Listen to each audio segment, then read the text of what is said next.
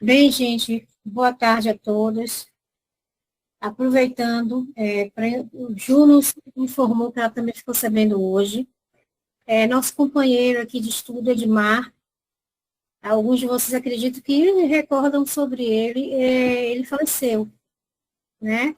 E ficamos sabendo hoje, Ju ficou sabendo hoje, aí no final, nós vamos, do nosso estudo hoje, vamos fazer uma vibração em prol dele, né? E de todos os nossos irmãos que fizeram sua passagem, né? E sabemos agora uma nova vida, né? Até o retorno, se assim for necessário. Então, vamos fechar os nossos olhos nesse momento, sempre a convidar o Mestre Jesus, a espiritualidade amiga, os nossos companheiros de trabalho, as nossas casas espíritas, esses irmãos que trabalham em prol de nós todos, que aqui estamos aprendendo, desenvolvendo as virtudes e buscando seguir o Mestre Jesus através dos seus ensinamentos. Então, que o Pai da vida, em sua infinita bondade, cada vez mais, encontre em cada um de nós, assim como a espiritualidade amiga, assim como o Mestre Jesus, criaturas que estão em busca do trabalho, do desenvolvimento íntimo, que buscam promover o bem, que olham uns para os outros com mais amorosidade, né, com simpatia, com boa vontade de servir sempre. Que assim seja. Bem, hoje no nosso estudo, né, estudando Amélia Rodrigues, à luz do Evangelho, o livro, ainda continuamos, Pelos Caminhos de Jesus, nós vamos estudar o capítulo 12, que tem um tema, né, expulsaram no galo. Não sei se eu falei a pronúncia correta. E nós temos hoje um expositor, nosso companheiro da Casa do Evangelho, que é Guilherme Costa Carvalho, né? E ele aqui se encontra para nos auxiliar também nesse abrir de olhos sobre o que a Amélia nos traz. Agradecendo, sem dúvida nenhuma, a senhora Amélia Rodrigues, que acredito sempre está a nos visitar nos nossos estudos, a nos intuir a todos em busca das melhorias, né? Então, Guilherme, seja bem-vindo, fique à vontade. Boa tarde, Maria Helena. Boa tarde. Boa tarde a todos. Que a paz do Divino Jardineiro se encontre e permaneça conosco, hoje e sempre. É sempre uma alegria enorme falar de Dona Amélia Rodrigues. E quando ela nos envolve a época de Jesus, trazendo as suas pinturas, pois que é aquarelista do Evangelho, cronista também, nas suas narrativas inolvidáveis, é que tenta nos aproximar mais de Jesus pelos seus escritos e pelas suas vivências. O capítulo de hoje, E expulsaram-no dali, é um capítulo onde Dona Amélia Rodrigues ela vai trabalhar principalmente a ineficácia dos sentimentos negativos, ressaltando o ódio.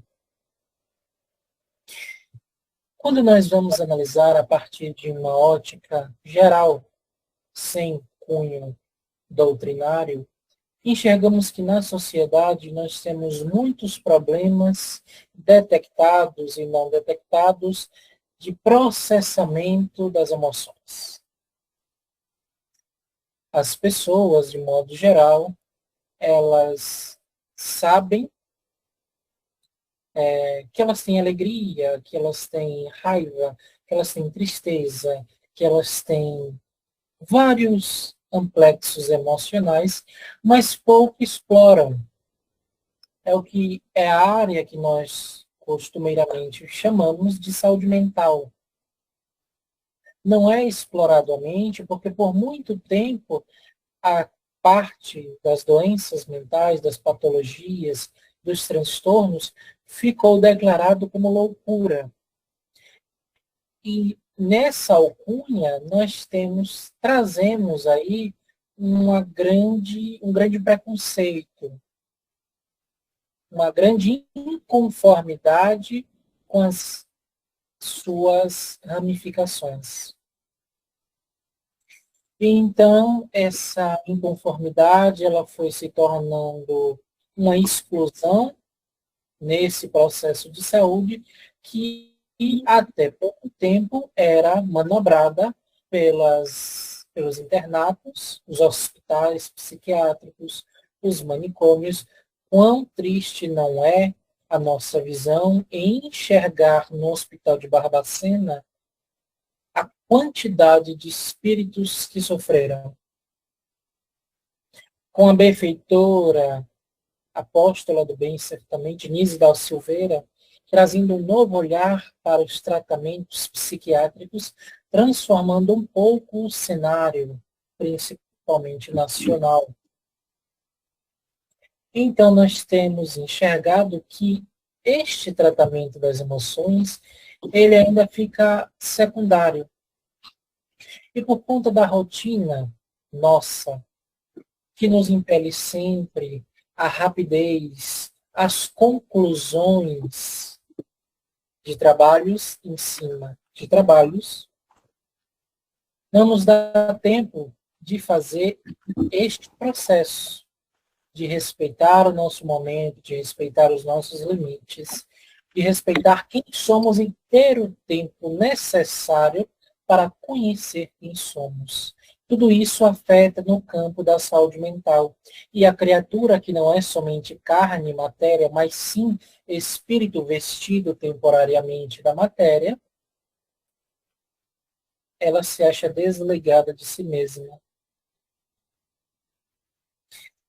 E esse desligamento, essa ruptura com quem se é, traz uma falta, um vazio, que chamamos vazio existencial. No linguajar da benfeitora veneranda Joana de Ângeles, vidas vazias. E essas vidas vazias, aos poucos, elas se incomodam. Ou têm as suas fugas psicológicas, os seus escapes para a depressão, ocorrendo-se logo mais o suicídio, ou então desistem da vida, suicidando-se de igual forma, entretanto, encarnados, desistem de viver, não encontram alegria, sentido na vida. Então, é em níveis alarmantes que nós encontramos a sociedade doente. E esta doença, ela não se restringe a uma faixa etária. Segundo Anete Guimarães, em um seminário que ocorreu ao longo desse ano, tratando este quesito da saúde mental, anos antes, lá por 2014, 2015, a causa que mais matava no Brasil eram os acidentes no trânsito. As batidas de carro, as derrapadas, enfim. Entretanto, decorrido uma análise mais justa na atualidade, o que mais mata hoje, na atualidade do Brasil, são os suicídios, que vem logo após a depressão. E a depressão em níveis alarmantes. E os acidentes de trânsito tinham, portanto, uma faixa etária. Tinha um grupo que se podia encontrar a raiz do problema e ser tratado. A depressão não tem. Vai desde a primeira infância até a última idade da velhice. Então, temos discussões inúmeras nos plenários, nas academias psicológicas, tentando tratar de modo efetivo a mente humana. Mas a mente humana, mesmo que a psicologia tenha evoluído, a mente humana ela ainda é tratada como matéria, como unicidade da existência, sendo criada no nascimento e tendo o seu desfecho no túmulo. Enquanto não tratarem a mente humana com a visão mais ampla, toda essa dor perdurará. E esse misto de sensações, de emoções, que nós não conseguimos digerir, ele continuará aflorado, explodindo nos comportamentos reativistas que nós temos. Porque a nossa psicologia, a nossa forma de enxergar a vida, a nossa ótica, era ainda muito primária. Ela ainda se aferra aos comportamentos instintivos animalistas. Pisou no meu pé, eu piso de volta. Me ofendeu com um xingamento, eu nem penso, é involuntário. Eu respondo à afronta. Eu vou para cima. E nós não dosamos a nossa reatividade. Alguém me ofende, eu tenho que ofender e dar um tapa. Porque senão é desaforo. E nessa batalha de ego que nós travamos com nós mesmos, porque o primeiro sinal de incompreensão é conosco, não é com o outro, se aquilo me atinge é porque eu tenho algo mal resolvido ou ainda nem identificado em mim mesmo, aquilo se torna uma grande confusão. E é justamente o que a benfeitora Amélia Rodrigues vem traçar no capítulo de hoje, dando ressalvas ao ódio. O ódio que é esta emanação negativa, o amor presvariado, o amor que enlouqueceu, e que cada um de nós está em maior ou menor grau afinizado com esta sensação. Não é uma sensação boa, apesar de alguns tratarem-se do ódio como um cálice divino. Estão tratando em realidade de uma taça de ferro que corromperá a si mesmos. Mas isso é história que a educação levará. Separei, como de costume, alguns parágrafos para nos sintonizarmos com a benfeitora Amélia Rodrigues, das suas próprias palavras, que não conseguimos nem de longe alcançar. E a cidade em que essa história vai se passar, o capítulo 12, é na Samaria. Naquela mesma Samaria, lá de Primícias do Rei, no capítulo 9, a mulher de Samaria, a iluminadora, como ela diz. Mas nós não vamos ver uma Samaria que aceitou Jesus pelos feitos que se produziram, pelo que aquela mulher falou. Mas vamos ver uma outra parte da Samaria. A Samaria, vou ler a parte histórica em que ela narra, mas vamos nos adiantando em que a Samaria era um local de miscigenação de culturas, miscigenação de povos. Então, enquanto os judeus representavam a ilha monoteísta, como bem diz a benfeitora Amélia Rodrigues, Samaria estava dentro do mar politeísta, era pagã, cultivava vários deuses, enquanto hoje era um deus, amanhã poderia ser outro, totalmente diferente. Era um choque de várias culturas, choque de várias interpretações, choque de vários interesses. Então, tinha-se a rivalidade entre judeus e samaritanos. Mais os judeus, porque conservavam-se no orgulho do Deus único, que este Deus era deles, é que, portanto, não cabia tergiversar quanto ao adversário que possuía vários deuses. Lembramos também dessa questão da Samaria, enquanto Amélia Rodrigues conta que as heranças morais do primitivismo humano demoram-se como chagas abertas, exudando desagradavelmente, embora a meditação eficiente da evolução desconsiderada. Há ódios de casta, de raça, de religião, de paixão dissolvente e ódio de ter ódio. Jesus sempre o enfrentou como um antídoto único, eficiente e poderoso, que é o amor. Vamos então para a primeira resolução do nosso problema. Dona Amélia Rodrigues já deu a chave para esta resolução. É o amor. É o antídoto. É o contrário do ódio. O ódio é o amor que enlouqueceu. O amor, realmente, aquele que se expande para além das fronteiras materiais, das fronteiras familiares, das fronteiras de vínculos afetivos. Este é o amor que deu frutos. O amor que se desenvolveu. O amor que entendeu as suas capacidades e até onde ele consegue chegar.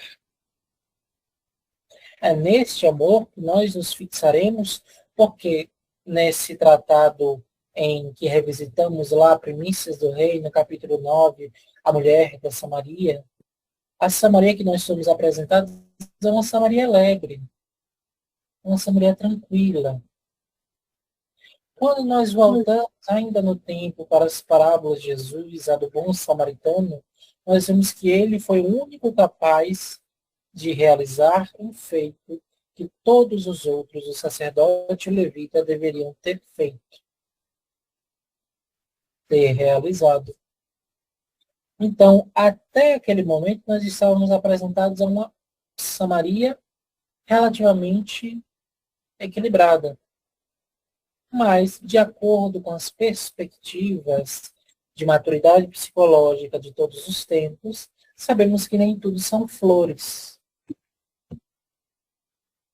Nós, enquanto espíritos, temos uma jornada longa, através da reencarnação, de aprender a cada etapa evolutiva, a cada existência concedida, um pouco para que as personalidades se juntem, sempre evoluindo, formando a individualidade que somos.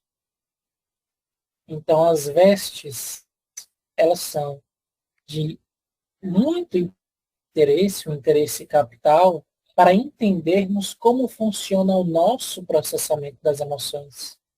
Em qual situação nós nos encontramos, quais são os nossos apegos e quais são os nossos adiantamentos. É a visão da dicotomia. Exploramos um lado benéfico, agora vamos explorar um lado materialista. Amélia Rodrigues prossegue. No jogo das forças, a do amor perseverante predomina pela vitalidade de que se faz portadora, modificando a onda vibratória pela qual se espraia, gerando a harmonia. Por isso, Jesus permanece invencível ao longo dos milênios. Questão do Livro dos Espíritos. Os espíritos influenciam em nossas atitudes, em nossos pensamentos, muito mais do que imaginais. De ordinário, são eles que os dirigem. Enquanto nós estamos preocupados, porque sempre estamos preocupados de viver a matéria, de garantir a subsistência do corpo, a perpetuação das espécies, que são ainda tradições do reino animal, esquecemos que somos espíritos, ou ainda alguns não têm nem a consciência. E nesse jogo, os irmãos desencarnados que se encontram do lado da erraticidade, do lado invisível, como Gabriel Delane acentua, as almas defuntas, eles têm um pouco mais de possibilidades mediante a afetividade que nos devotam. Vejamos por uma questão de lógica. Utilizemos a lógica espírita. Se eu não gosto, se eu não tenho entendimento de que por eu não gostar, eu não deveria realizar, se eu sou, de maneira geral, inconsciente e encontro as possibilidades de prejudicar alguém que me prejudicou, eu não farei. Nada me impede. Então, por conta disso, desenvolvem-se as tramas obsessivas. E por isso o ódio continua reflorescendo, renascendo em todas as épocas. Porque é um ciclo vicioso que nós alimentamos diariamente e que faz prejuízo no nosso organismo físico.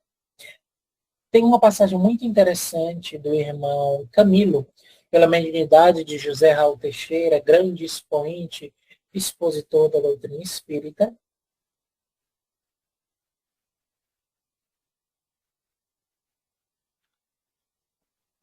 em que ele comenta sobre o ódio em Jerusalém. Até hoje nós vemos, inclusive em notícias recentes, como a guerra que teve entre a faixa de Gaza, ali naquele território da Palestina, volta e meia nós vemos combates, disputas por território, porque se conserva energia tão pesada naquele local. E aí, irmão Camilo responde que são núcleos obsessivos, núcleos obsidiados. Os espíritos, enquanto encarnados, mantêm um tipo de comportamento, um tipo de afinidade mental. E por conta disso, eles vivem a vida odiando os outros. Morrem, não se transformam em passe de mágica. Mantêm o ódio.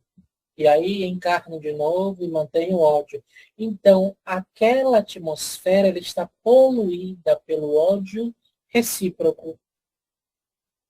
E eles partem de um plano para outro, de um plano para outro, de um plano para outro, alimentando os mesmos comportamentos, modificando pouca coisa. Por isso, aqueles núcleos, antros obsessivos, que nós vamos ter volta e meia combates, mortes, assassinatos em grandes proporções.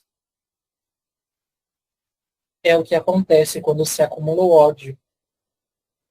O ódio ele tem uma característica interessante, ele não faz parte das emoções primárias, porque nós temos emoções primárias, uma apenas de caráter positivo, que é a alegria. Então, essas emoções primárias ele não faz parte. Ele é um adoecimento, uma emoção secundária. E quando ele é desenvolvido pela criatura humana, ele capta a reatividade das intenções, ou seja, o seu impulso, a sua impulsividade. Se você é aquela pessoa estressada, aquela pessoa neurótica, nervosa, em que tudo responde, você é um fácil receptáculo de ódio, de ira. Você pode até se achar no direito de, mas eu explodo e depois me arrependo. E não guardo mágoa. Mas aquilo ali vai se acumulando nos seus centros de energia, como o chakra cardíaco responsável pelos sentimentos, aquilo ali tudo vai se acumulando, mesmo que você não dê sentido. Tudo é questão de educação. E a Amélia Rodrigues, então, entra contando essa parte de Samaria. Samaria primitiva fora construída por Omri, antigo rei de Israel, por volta de 880 a.C. Segundo a narrativa em 1 Reis, capítulo 16, versículos 22 a 29, o monte no qual se situa fora adquirido por Semer, de quem lhe originaria o nome, a fim de tornar-se capital do Reino do Norte, posteriormente à morte de Salomão, quando o país foi dividido por volta de 922 a.C. Graças à sua situação geográfica e estratégica, sofreu várias invasões e vicissitudes, especialmente por parte de Sargão II da Assíria, que a conquistou impiedosamente no ano 721 a.C., após um cerco de 3 anos, tendo sido parte da sua população escravizada e enviada para a Média. Quando os judeus retornaram da escravidão na Babilônia, mantiveram de Jerusalém indesculpável rancor, que passaria de uma para outra geração sob a justificativa de miscigenação racial. Justamente essa questão. Eles alimentaram o ódio e aí enraizaram isso no comportamento geral. Dona Amélia Rodrigues, na maioria de seus capítulos, faz citações do Novo Testamento. Neste não foi diferente. E eu trouxe, a partir da tradução de Haroldo Dutra Dias, o que ela cita no capítulo, que é Lucas, capítulo 9, versículo 54, que é: tendo Jesus chegado, passado por Samaria junto com seus discípulos, e os discípulos tendo ido à frente para poder organizar, comprar alguma coisa para Jesus comer, eles também fazer um leve repasto, matar a sede, pernoitar porque a viagem era longa, foram escorraçados iguais a párias sociais. E isso logo inflamou o ego. Mas nós estamos amando do Senhor. Como é que estes não nos recebem? E aí volta as questões, as querelas dos povos. Não nos aceitam porque são pessoas de Samaria, são menos inteligentes que nós, menos virtuosas. E chegaram a mandar Jesus embora. Quando tocou no mestre, aí os discípulos já se animaram mais para causar algum tipo de briga e fizeram a pergunta. Vendo isso, os discípulos Tiago e João disseram: Senhor, queres que digamos para descer fogo do céu a fim de os destruir? Interessantíssimo como nós vemos até este momento João, o discípulo amado, e seu irmão Tiago, os irmãos Trovão, a forma que eles enxergavam Deus ainda. Mesmo Jesus estando ali, pronunciando Deus sob uma nova ótica, a ótica do amor imarcessível, a ótica do amor que consola, a ótica do amor que cura, a ótica do amor que transforma, eles ainda registravam em si um Deus que tinha partido. Um Deus que beneficiava povos em detrimento de outros. Um Deus que serviria-lhes as vontades de acordo com seus posicionamentos, porque pensavam, Jesus é filho de Deus, ou pelo menos tenha alguma ligação com o Altíssimo, é o Messias, o Salvador. Se ele é isso tudo, Deus está conosco. Se Deus está conosco, ele atende às nossas vontades e, logicamente, está contra os outros, que não se dobrarem à nossa vontade.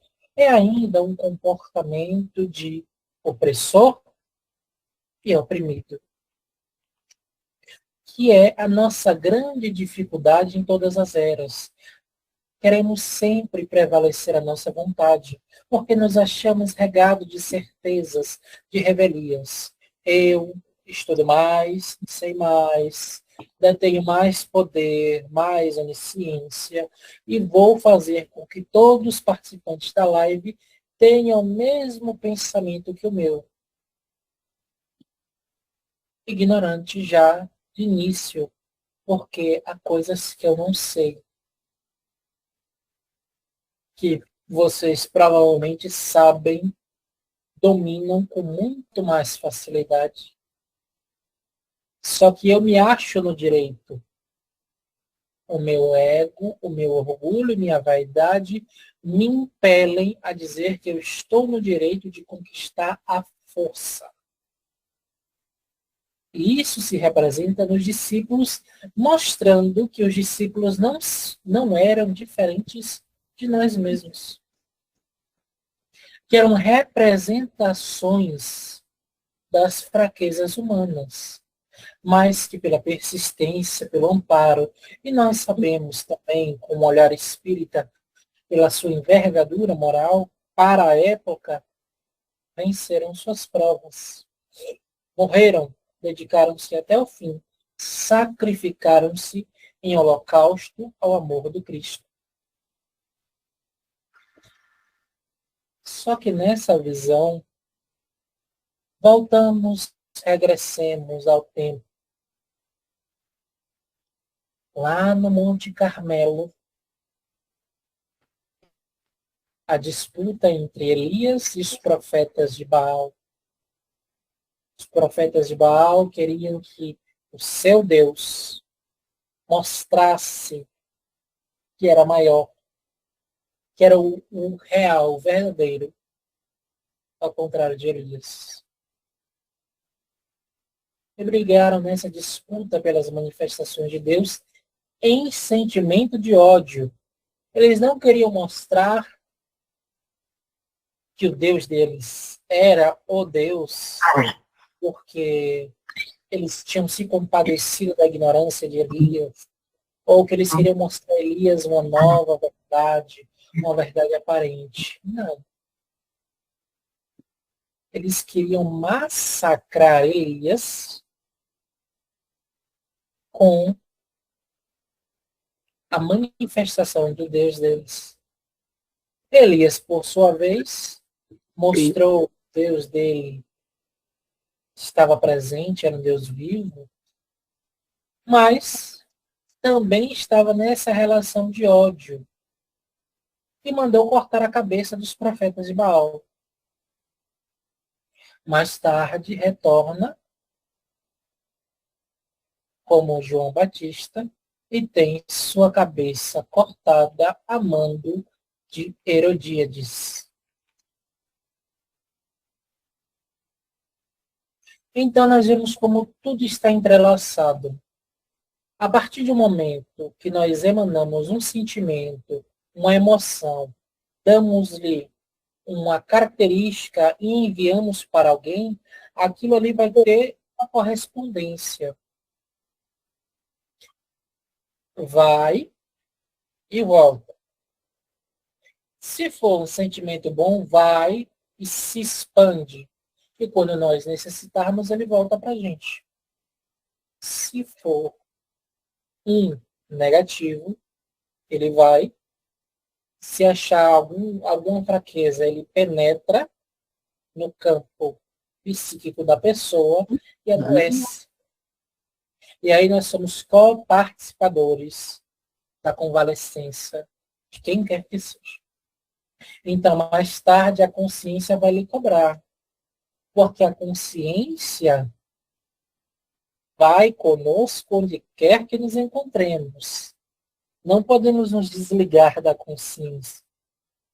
Somos manifestados por ela. E ela vai cobrar. Que é a questão dos samaritanos. Porque Dona Amélia prossegue o seu discurso. Então ela fala que a aldeia exalava ódio, exalava orgulho, exalava rancor, e não conseguia se transformar. Imaginemos o magnetismo de Jesus. Cansam os benfeitores espirituais de dizerem que quem conhece Jesus não esquece nunca mais. O encontro com Jesus fica gravado na alma, no perispírito, no espírito. É um momento inigualável, inesquecível. Imaginemos encontrar aquela figura alta, suave, envolvedora, e botarmos ele para fora, expulsando, provavelmente com ofensas. E Amélia Rodrigues continua a discorrer e diz, provavelmente, com toda a certeza, talvez, Jesus fora o único amigo, o único verdadeiro amigo que aqueles samaritanos tiveram. E eles não reconheceram, expulsaram ele dali.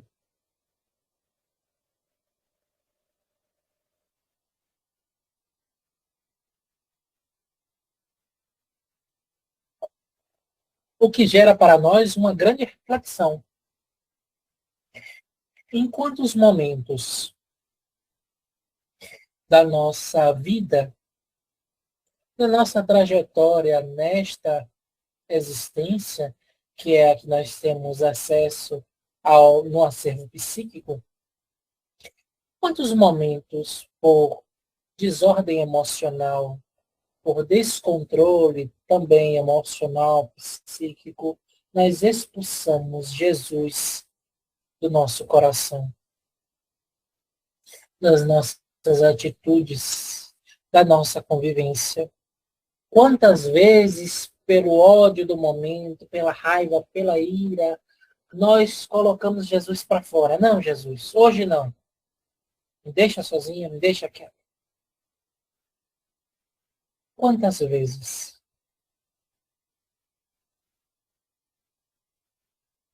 Quantas vezes Jesus, que poderia ser o único presente naquele momento a nos trazer algum conforto, foi negado, como fez Simão Pedro?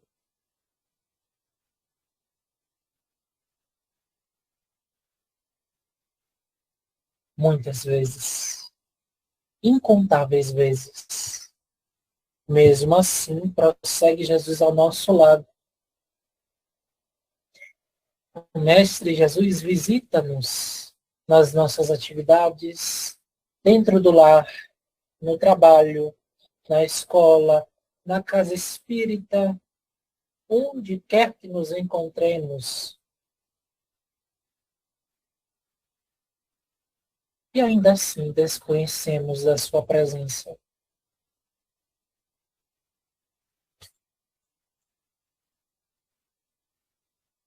Já estamos chegando ao nosso final. E eu gostaria de trazer mais algumas coisas que Dona Amélia Rodrigues nos pontua que seriam de interessante reflexão. Os pigmeus consideram a vida sob o desfocar da sua altura. A aldeia da Samaria era grande na sua pequenez, orgulhosa e rica na imensa pobreza do seu desvalor. O preconceito é a força da ignorância, e o ignorante se destaca na pujança da sua limitação. Jesus estava ali, e os prejuízos morais o expulsavam por uma questão de estreiteza de conceito, de ótica, de paixão. É tempo,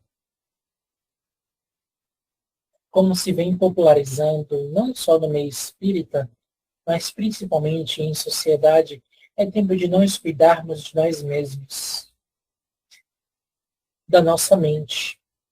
A saúde, ela tem um conceito muito mais amplo do que o simples estabelecimento do corpo físico, do corpo orgânico, do corpo somático.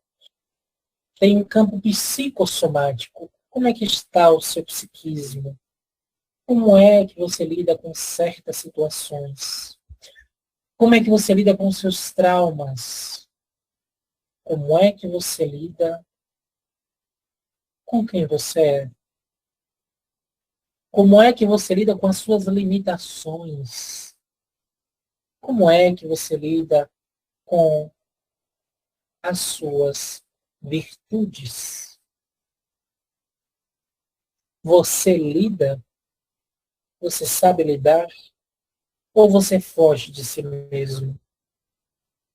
Essas questões têm sido propaladas, divulgadas a todo instante. A doutrina trazia lá no século XIX, meados do século XIX, que a reforma íntima é necessária. Passados mais de 150 anos, repetimos o mesmo. A reforma íntima é necessária. E qual tem sido nosso posicionamento mediante essas verdades? Estamos nos conservando como Samaria, nesse caso, ricos no desvalor, pequenos, moralmente falando, ou temos sabido seguir os caminhos de Jesus? Essa, para mim, é a reflexão principal do nosso capítulo de hoje.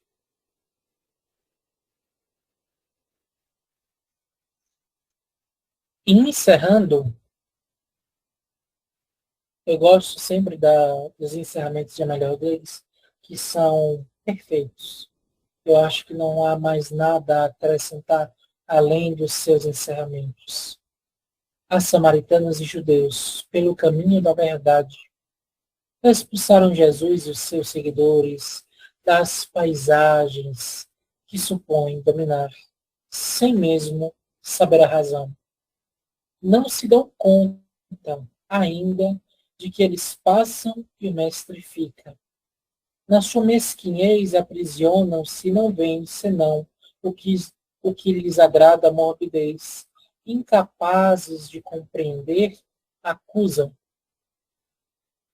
Porque não podem amar, perseguem.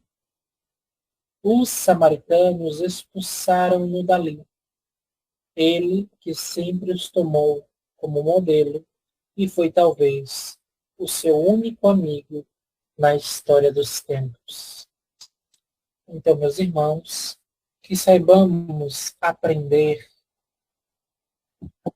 que Jesus está conosco, independente da situação. Que possamos entender que as situações dolorosas, as situações difíceis que sejam, passarão. Que nós podemos ter uma rede de apoio, sim,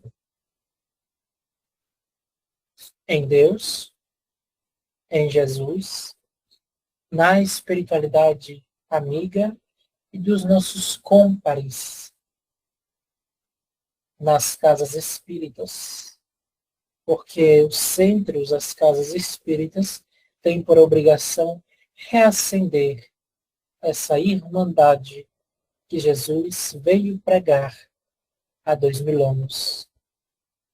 Eu encerro a minha fala agradecendo mais uma vez a oportunidade de falar de Amélia Rodrigues, que é minha autora favorita e que sempre traz ensinamentos de grande potencialidade, de grande reflexão para movimentar o nosso cérebro em uma ótica, em um caminho diferente, reacendendo esta vontade, esta chama inata da pureza dos ensinamentos de Jesus. Que Deus nos abençoe, hoje e sempre. Que assim seja.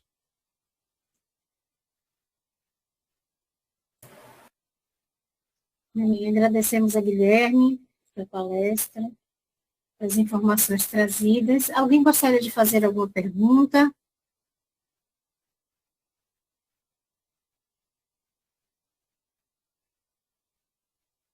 Esse é o momento. Nós temos ainda 10 minutos antes de fazermos nossa vibração. Iniciarmos, né? Não? Então, só nos cabe, mais uma vez, agradecer, Guilherme, pelas informações trazidas, possamos absorver essas lições que são sempre preciosas ao nosso desenvolvimento. Bem, vamos aproveitar esses minutos que nos restam. Acredito que a maioria de vocês se recorda de Edmar, se não me engano, o sobrenome era Gomes. Acho que ele era de Ceará. Acho que era do Ceará, né, Ju?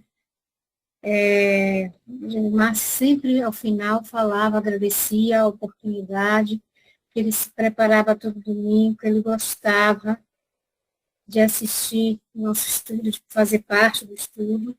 Me lembro dessas palavras, ele diversas vezes falou. Aqueles que ficam até o final, acho que se recordam. Edmar retornou à pátria-mãe no dia 17 de novembro, mas nós só ficamos sabendo na data de hoje. Felipe mesmo lembra dele, né, Felipe? Eu sei porque você sempre ficava mais até o final e acabava conversando com ele. Então, que nós possamos, nesse momento, emitir os melhores pensamentos, sentimentos para este irmão que retornou, né?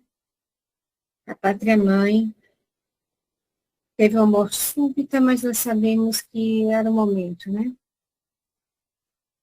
E que acreditamos foi muito bem recebido, está sob os cuidados da espiritualidade amiga. Então, que nossos sentimentos mais puros sejam não só para Edmar, participava do nosso estudo e também trabalhava em prol, né, da doutrina espírita, através de seus canais, né, aos quais ele fazia parte no YouTube, com o intuito justamente de trazer Jesus e trazer esse conhecimento que a doutrina nos oferta como forma de crescimento, amadurecimento espiritual. Mas que não só Edmar, mas todos aqueles que estão retornando à pátria-mãe, ou se encontram perdidos, paralisados, seja pela surpresa, pelo medo, pela incompreensão do que está a acontecer com ele, que eles sintam, que chegue até ele, se for possível, ou que chegue para a espiritualidade esses sentimentos bons, essas lembranças boas, que fazem tão bem a cada um de nós. Porque quando nós nos lembramos daqueles que nós gostamos, que nós amamos, que nós simpatizamos, nos faz bem. Muitas vezes nos emociona, mas não no sentido de tristeza, mas de saudade realmente, mas compreensão de que ele precisa seguir o seu caminho, precisa se desenvolver para retornar, quem sabe, no futuro, como um trabalhador, né, como um espírito que vem com a intenção, que é a intenção de cada um de nós, ajudar o próximo e ajudar a nós mesmos, de consequência. Então, que Jesus, em sua infinita bondade e espiritualidade de cada uma das nossas casas, das quais nós fazemos parte, trabalhamos, possa auxiliar, se permanecer sempre firme na posição dos servidores do Cristo, porque essa posição reflete no auxílio a cada um de nós. Então, só podemos desejar que ele esteja bem, feliz, quando despertar, se já não despertou, porque não sabemos a sua condição, né? Não podemos avaliar, nem a nossa mesmo, porque muitas vezes nos enganamos. Pensamos que estamos numa condição e estamos em outra. Mas o que importa é a intenção e é o sentimento e o pensamento que nós plasmamos para o universo, que alcance cada um desses irmãos, aos quais nós sentimos falta, aos quais tivemos alguma convivência, sejam familiares, sejam amigos, conhecidos e mesmo desconhecidos. E recebam o nosso mais voto sincero de luz e paz. Que assim seja.